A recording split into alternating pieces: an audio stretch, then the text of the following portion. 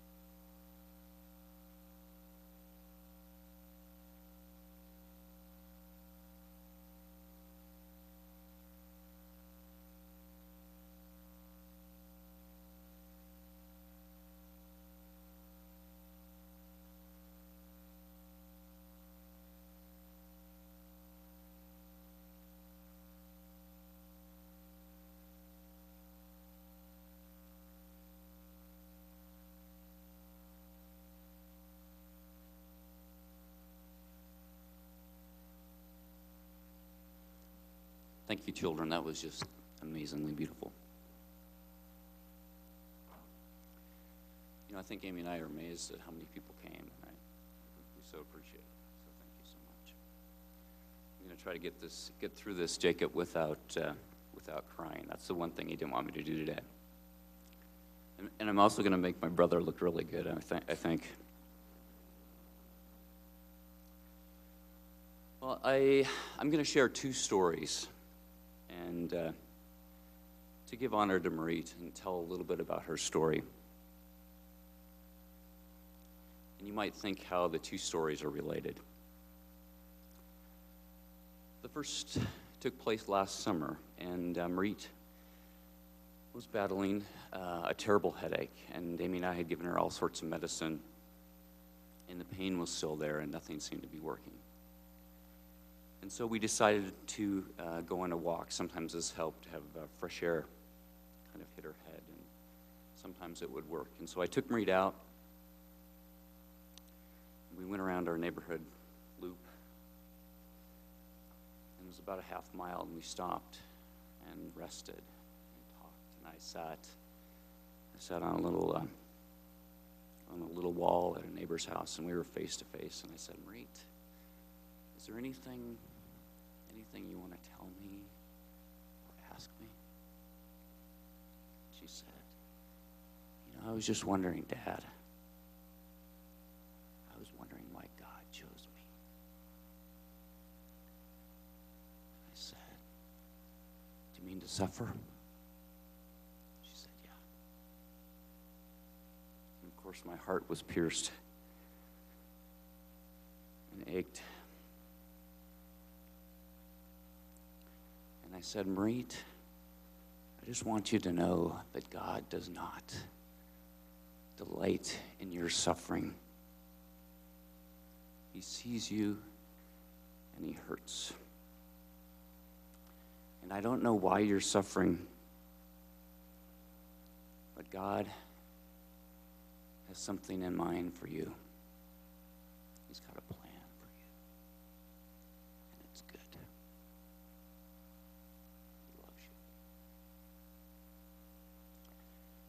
And I also said, Merete, remember the big picture. You've had your big healing already. And she knew it. She accepted the Lord. And that's the big healing. And that's the big picture. And now in retrospect, I know that God, yes, he didn't delight in Merete's suffering, but he did delight in how she handled her suffering.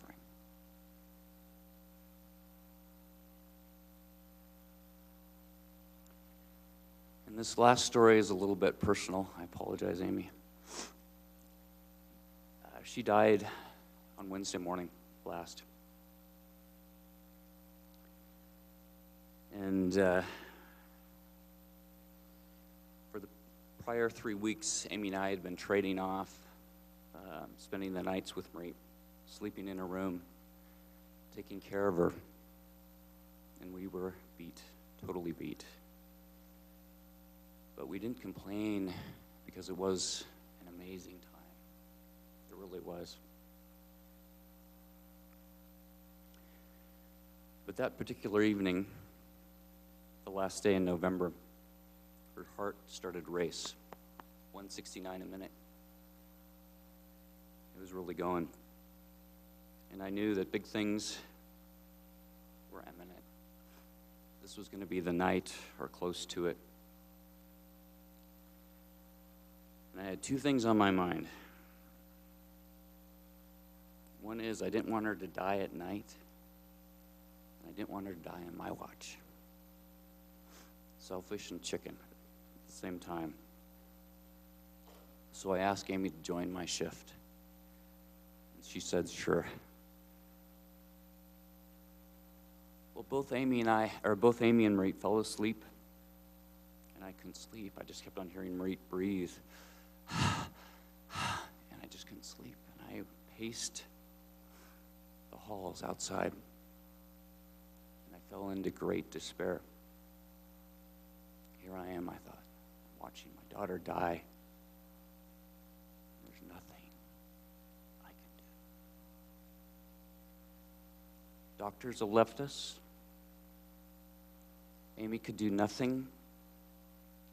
And I felt God had turned his back on me and my daughter and was not going to heal her. And I thought, she is dying, and I am alone, abandoned, and no one is doing anything.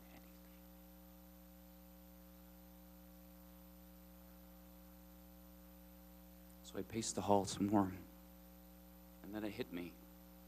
It was like, oh my goodness. Maybe this is how Christ felt on the cross, and no one was doing anything. Abandoned. And I paced, and then it struck me, no, I'm wrong. I've got the wrong perspective. It's the Father. Might have been more how God felt, seeing his son suffering on the cross and not doing anything.